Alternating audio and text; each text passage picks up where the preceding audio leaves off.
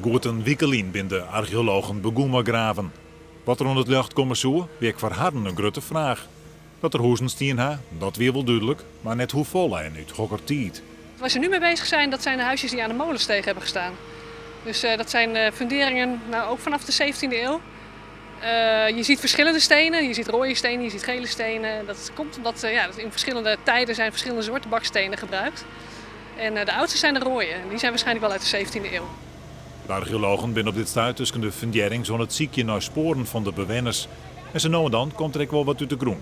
Die kost deze schaal uit de 16e eeuw. Maar verder valt het wat aan. Qua resten, dus de fundering en zo, valt het heel erg mee. Het is juist meer dan we verwacht hadden, want het zit ook veel hoger al dan we hadden gedacht. En ja, het zit er nog vrij intact.